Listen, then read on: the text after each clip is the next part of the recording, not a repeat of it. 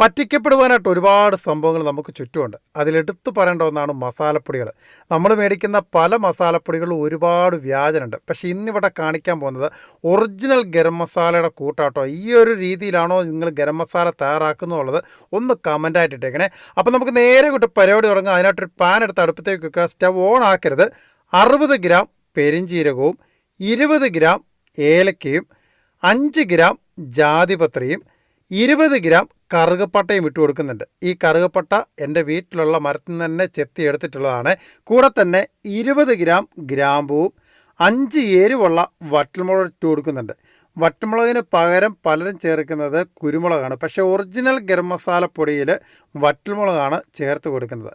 അടുത്തായിട്ട് വേണ്ടത് തക്കോലമാണ്, അതായത് സ്റ്റാർ എന്നൊക്കെ പറയും. 10 ഗ്രാം കൂടെ ചേർത്ത് കൊടുത്ത് സ്റ്റവ് ഓൺ ആക്കിയിട്ട് കറക്റ്റായിട്ട് 5 മിനിറ്റ് ലോ ഫ്ലെയിമിലിട്ട് ഇതിനെ ഒന്ന് ഡ്രൈ റോസ്റ്റ് ചെയ്തെടുക്കണം. പലരും ഡ്രൈ റോസ്റ്റ് ചെയ്യാതെ ഡയറക്റ്റ് പൊടിച്ചെടുക്കുകയാണ് ചെയ്യുന്നത്. പക്ഷേ ഡ്രൈ റോസ്റ്റ് ചെയ്തെടുക്കുന്നതിൻ്റെ 3-4 ഗുണങ്ങളുണ്ട്. അതിലൊന്നാമത്തെ ഗുണമെന്ന് പറഞ്ഞു കഴിഞ്ഞാൽ ഇങ്ങനെ ഡ്രൈ റോസ്റ്റ് ചെയ്യുന്നതായിട്ടുള്ള സമയത്ത് ഇതിൻ്റെ ഉള്ളിലുള്ള ഒരു ഓയിൽ കണ്ടൻറ്റ് അത് പുറത്തേക്ക് വരും. അത് ഈ ഒരു ഗരം മസാലയ്ക്ക് നല്ലൊരു ഫ്ലേവർ തരും. അതേപോലെ തന്നെ ഇതിൻ്റെ ഉള്ളിലെ ഈർപ്പമൊക്കെ പോയതിന് ശേഷം നമുക്കിത് പൊടിച്ചെടുക്കാനായിട്ട് വളരെ എളുപ്പമായിരിക്കും. മൂന്നാമതായിട്ട് ഇത് നമുക്ക് കുറേ കാലം കേടുകൂടാതെ സൂക്ഷിക്കാനായിട്ടും ഇങ്ങനെ ഡ്രൈ റോസ്റ്റ് ചെയ്യുന്നതുകൊണ്ട് നമുക്ക് ഒരുപാട് ഉപകാരമായിരിക്കും. അപ്പം നിങ്ങൾ ചെയ്യുന്നതായിട്ടുള്ള സമയത്ത് ഇങ്ങനെ ഡ്രൈ റോസ്റ്റ് ചെയ്തിട്ട് വേണം നമ്മളിത് പൊടിച്ചെടുക്കാനായിട്ട്. അപ്പോൾ അതാ നോക്കി ഇപ്പോൾ അതിൻ്റെ കളറൊക്കെ ഒന്ന് മാറി ആ ഒരു പെരിഞ്ചീരകത്തിൻ്റെ കളറൊക്കെ കുറച്ചുകൂടി ഒന്ന് ഒരു ഗ്രീൻ കളറിൽ വന്നിട്ടുണ്ട്. ഇത്രയും ആയി കഴിഞ്ഞാൽ മതി. കറക്റ്റായിട്ട് 5 മിനിറ്റ് ആയിട്ടുണ്ട്. ഇനി സ്റ്റവ് ഓഫ് ചെയ്തിട്ട് ഇത് നന്നായിട്ടൊന്ന് തണുത്ത് വരണം. എന്നിട്ട് മിക്സിയുടെ ഒരു പൊടിക്കുന്ന ജാറിനകത്തിലോട്ട് നമുക്ക് ഇട്ടങ്ങോട്ട് കൊടുക്കാം. ഇതുവരെയും പറയാത്ത ഒരു കാര്യമുണ്ട്, വേറൊന്നുമല്ല. ഇത്രയും നേരം നമ്മുടെ വീഡിയോ കണ്ടുകൊണ്ടിരിക്കുന്ന നമ്മുടെ എല്ലാ സുഹൃത്തുക്കൾക്കും ഇത് ഇഷ്ടപ്പെടുകയാണെന്നുണ്ടെങ്കിൽ ഒന്ന് ഷെയർ ചെയ്യാനും അതുപോലെ തന്നെ ലൈക്ക് അടിക്കാനായിട്ട് മറക്കരുത്. നിങ്ങളുടെ വിലയേറിയ അഭിപ്രായങ്ങൾ താഴെ കമൻറ്റ് ഇടാനായിട്ട് മറക്കരുത് കേട്ടോ. അപ്പോൾ അതാ നോക്കിയാൽ മുഴുവനായിട്ടും മിക്സിയുടെ പൊടിക്കുന്ന ജാറിനകത്തിലോട്ട് ഇട്ട് കൊടുത്ത് ഇതിനെ ഒരുപാട് അങ്ങോട്ട് നല്ലതുപോലെ അങ്ങോട്ട് പൊടിച്ചെടുക്കണമെന്നില്ല. ഒരു തരി പോലെ ഈ ഒരു രീതിയിൽ പൊടിച്ചെടുത്തേച്ചാൽ മതിയെ. വീഡിയോയിലേക്ക് വേണ്ടിയിട്ടാണ് ഈ ഒരു പാത്രത്തിനകത്ത് ഇട്ട് കാണിക്കുന്നത്.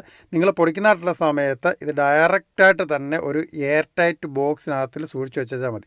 ഇത് നിങ്ങൾക്ക് സെയിൽ ചെയ്യാനാണെന്നുണ്ടെങ്കിൽ കുറേ ബൾക്കായിട്ട് നിങ്ങൾക്ക് തയ്യാറാക്കി എടുക്കാം. വീട്ടിലെ ആവശ്യങ്ങൾക്കാണെന്നുണ്ടെങ്കിൽ ഈ പറഞ്ഞ അളവിന് മാത്രം തയ്യാറാക്കി വെച്ചാൽ മതി. ഒരുപാട് അങ്ങോട്ട് തയ്യാറാക്കി വെച്ച് കഴിഞ്ഞാൽ അതിരിക്കും തോറും അതിൻ്റെ ആ ഒരു ഫ്ലേവർ കുറഞ്ഞു വരും. അതുകൊണ്ടൊരു 1-2 മാസം കൊണ്ട് ഉപയോഗിച്ച് തീർക്കുന്ന രീതിയിൽ വേണം ഇത് തയ്യാറാക്കി എടുക്കാനായിട്ട്. പിന്നെ നമ്മൾ ഇത് ഏത് കറിയിൽ വേണമെന്നുണ്ടെങ്കിൽ, അതായത് നമ്മൾ മുട്ടക്കറിയോ കടലക്കറിയോ ഇറച്ചിക്കറിയോ ഒക്കെ വെക്കുന്നതായിട്ടുള്ള സമയത്ത് ഇതിൽ നിന്ന് കുറച്ച് മാത്രം ഇതിനകത്ത് ഇട്ട് കൊടുത്തേച്ചാൽ മതി. കാരണം വീട്ടിലുണ്ടാക്കുന്ന ഒറിജിനൽ ഗരം മസാല പൊടിയാണ്. ഇതിനകത്തിൽ വേറെ കെമിക്കലോ കാര്യങ്ങളോ ഒന്നും നമ്മൾ ചേർത്തിട്ടില്ല. നല്ലൊരു എയർ ടൈറ്റ് ബോക്സിനകത്ത് ഇതുപോലെ നമ്മൾ സൂക്ഷിച്ചു കഴിഞ്ഞാൽ ഒരു 2-3 മാസം നമുക്കിത് കേടുകൂടാതെ സൂക്ഷിക്കാനായിട്ടും പറ്റും. പിന്നെ എടുത്തു പറയേണ്ട ഒരു കാര്യം എന്ന് പറഞ്ഞാൽ ഇതിൻ്റെ ഫ്ലേവർ അന്യായ ഫ്ലേവർ ആട്ടോ. നിങ്ങളൊന്ന് തയ്യാറാക്കി നോക്കുക.